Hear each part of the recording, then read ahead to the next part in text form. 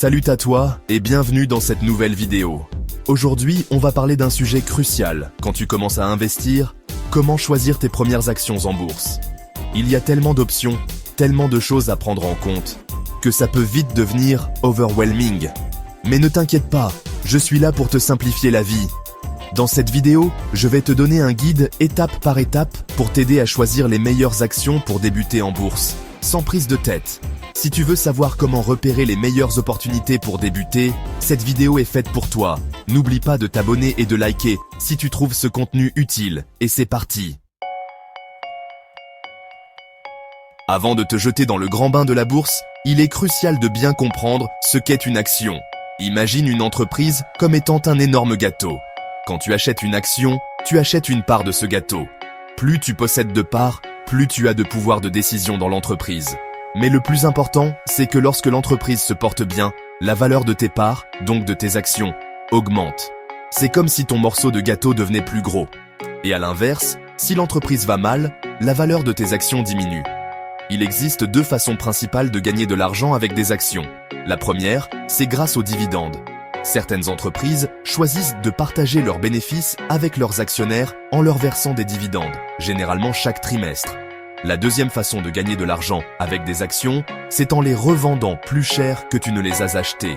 Choisir ses premières actions, c'est donc choisir dans quelles entreprises on veut investir. Maintenant que tu as compris ce qu'est une action, passons aux choses sérieuses. Comment choisir les bonnes? Le premier critère, c'est la solidité de l'entreprise. Imagine que tu achètes une maison. Tu ne vas pas choisir la première maison délabrée que tu trouves, n'est-ce pas? Tu vas chercher une maison solide, bien construite, avec de bonnes fondations. C'est la même chose pour les entreprises. Regarde des entreprises qui existent depuis longtemps, qui ont une bonne réputation et qui vendent des produits ou services dont les gens ont besoin, même en période de crise. Un autre critère crucial, c'est la santé financière de l'entreprise. C'est un peu comme regarder le relevé bancaire d'une personne avant de lui prêter de l'argent. Tu veux t'assurer qu'elle gagne de l'argent, qu'elle n'a pas trop de dettes et qu'elle est capable de gérer son argent intelligemment. Pour les entreprises, on regarde des indicateurs comme les revenus, la rentabilité et la croissance. Plus ces chiffres sont élevés et stables, plus l'entreprise est considérée comme saine financièrement. Il est important de jeter un œil au passé pour mieux comprendre le présent et anticiper l'avenir. Regarde comment l'action de l'entreprise a performé sur le long terme. Est-ce que son prix a augmenté régulièrement? A-t-elle connu des périodes de forte croissance suivies de chutes brutales? N'oublie pas la diversification. Ne mets pas tous tes œufs dans le même panier. Investis dans différents secteurs d'activité pour limiter les risques. Enfin, regarde si l'entreprise distribue des dividendes. Privilégie les entreprises qui versent des dividendes réguliers et qui augmentent leurs dividendes au fil du temps. On a vu les critères de base. Maintenant rentrons dans le détail et voyons comment analyser concrètement une action. Heureusement, il existe des outils pour t'aider à y voir plus clair. Les ratios financiers.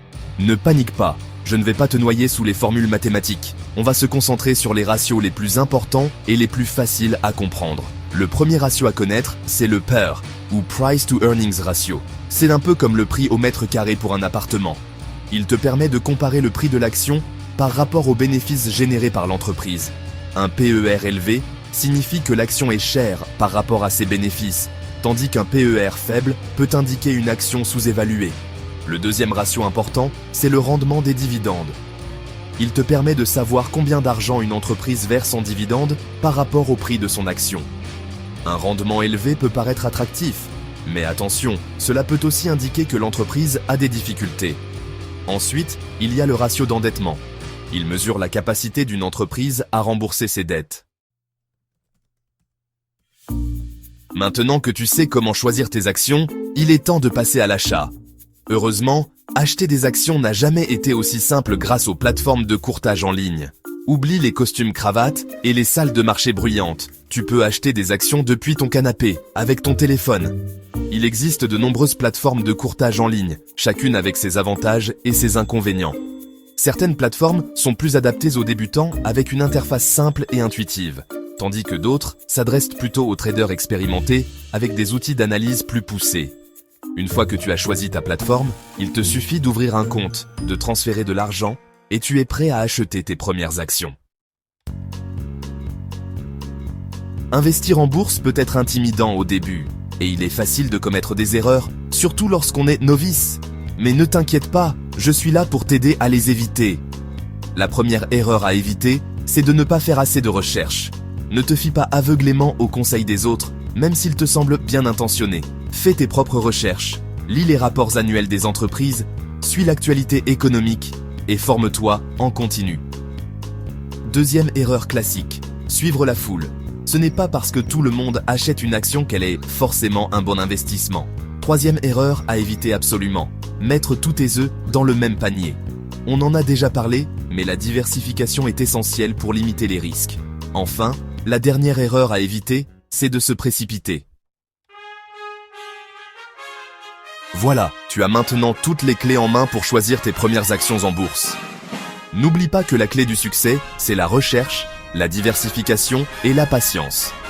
Commence petit, investis dans des entreprises que tu comprends et augmente progressivement tes investissements au fur et à mesure que tu gagnes en expérience.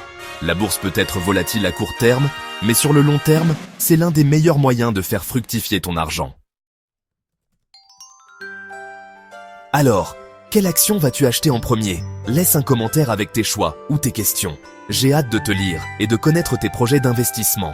N'oublie pas de t'abonner à la chaîne pour ne manquer aucune vidéo et active les notifications pour être prévenu dès qu'une nouvelle vidéo sort. On se retrouve très bientôt pour d'autres conseils pour t'aider à atteindre tes objectifs financiers.